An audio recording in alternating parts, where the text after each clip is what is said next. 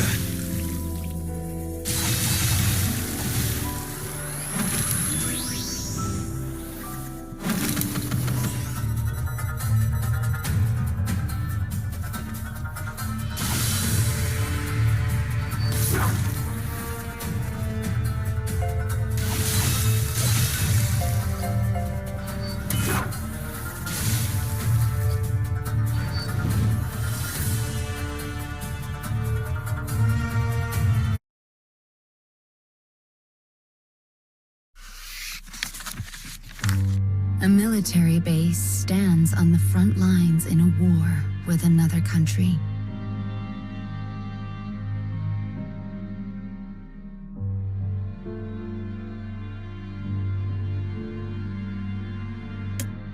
In one of its hidden corners, a young boy sits alone. His cheerless gaze is enough to fend off any who might seek to keep his company. He sharpens his blade, an act which serves as wordless warning for the man who ended his parents' life. But at that moment, another soldier approaches. The grin on his face suggests a scheme is in motion. "Captain wants you," he says.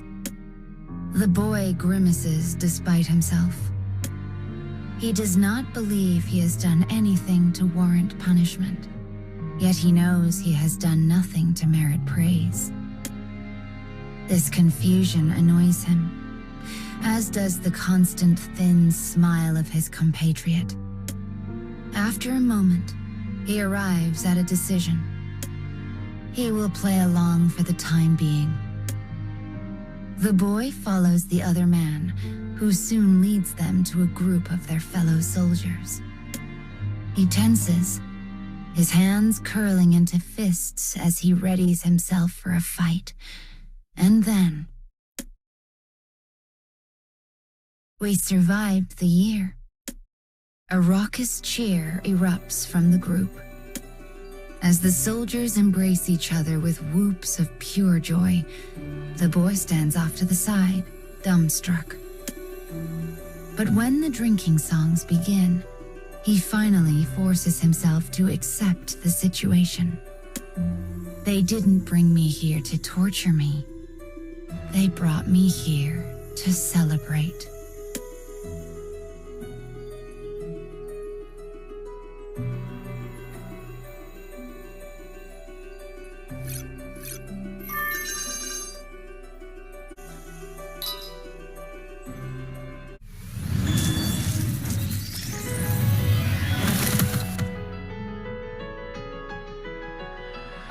I'm not afraid.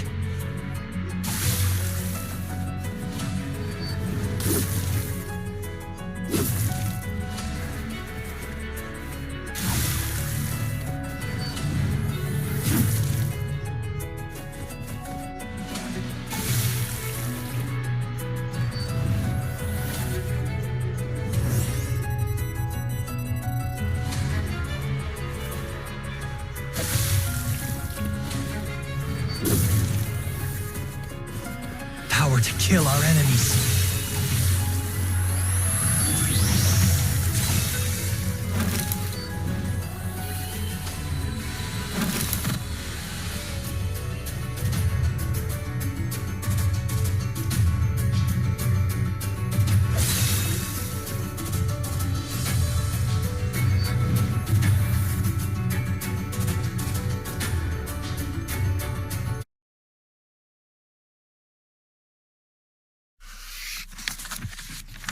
As the boy enjoys the celebratory feast, his squad mates raise their voices in a round of merry boasting.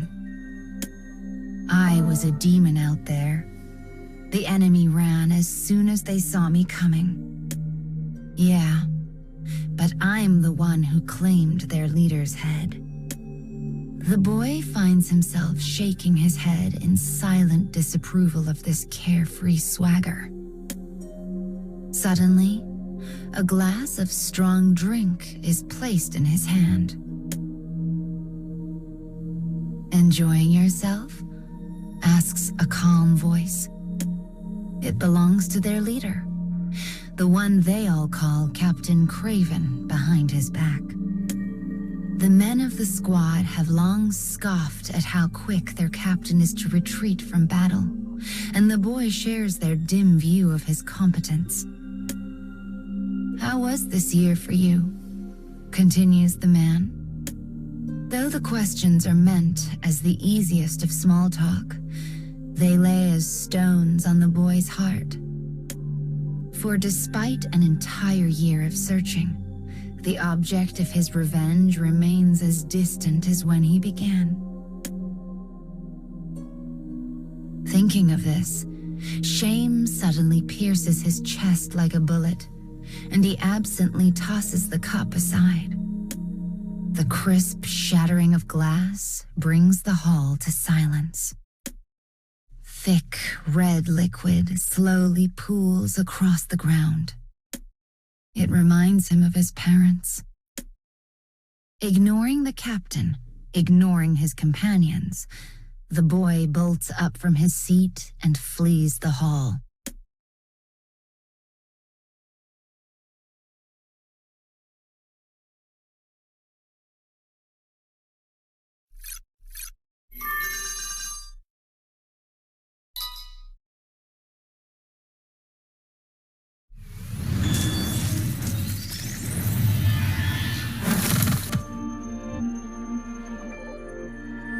I'm not afraid.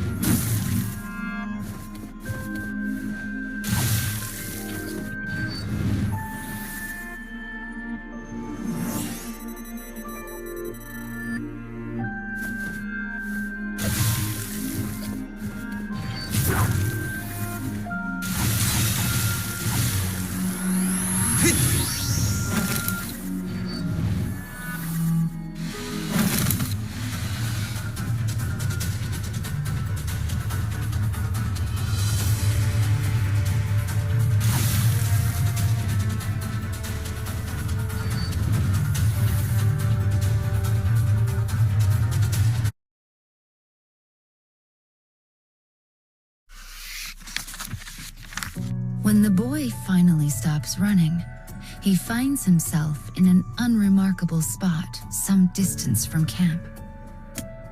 His body is quaking with shame, regret, rage. What have I even been doing for the last year? Buffeted on all sides by a sense of helplessness, he erupts in a scream, launching every vile oath he knows into the uncaring wind. But as he fights to regain the breath he expended on his outburst, the captain suddenly appears. The boy shoots him a glare filled with resentment.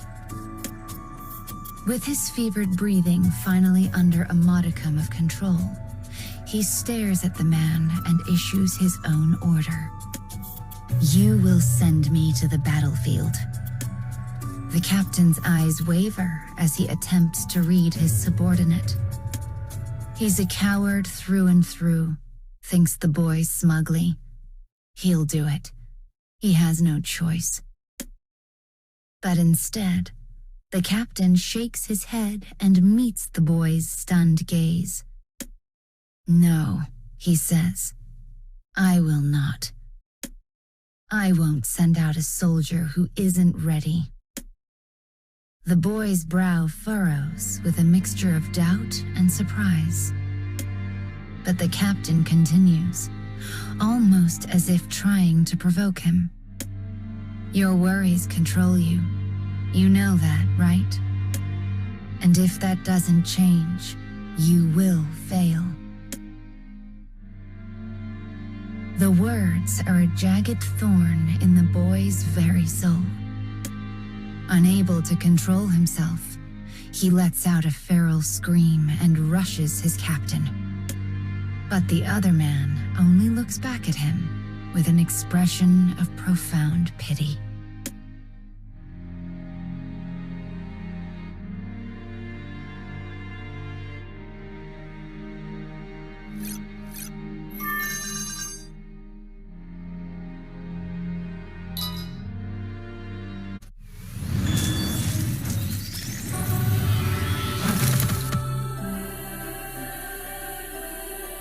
I'm not afraid.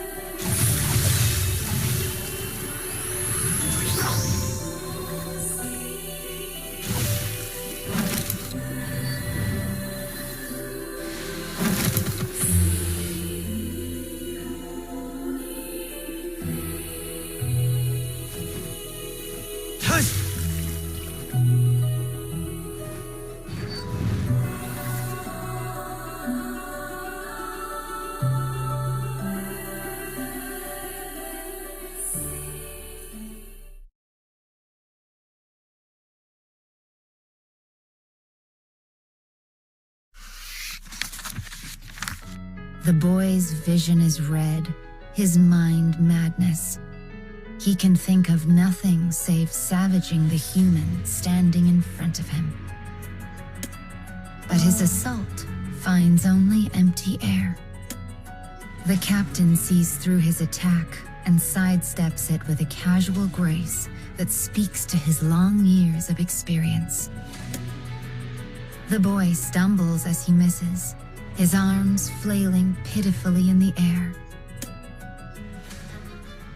A moment later, one hand makes a sad thump of contact with the captain's chest before slowly slipping away. The boy is crestfallen beyond all measure. But rather than chiding the boy, the captain takes a step back and speaks to him in a calm and measured tone. You have things you want to accomplish. I know this. And that's why I'm so proud that you made it through the year.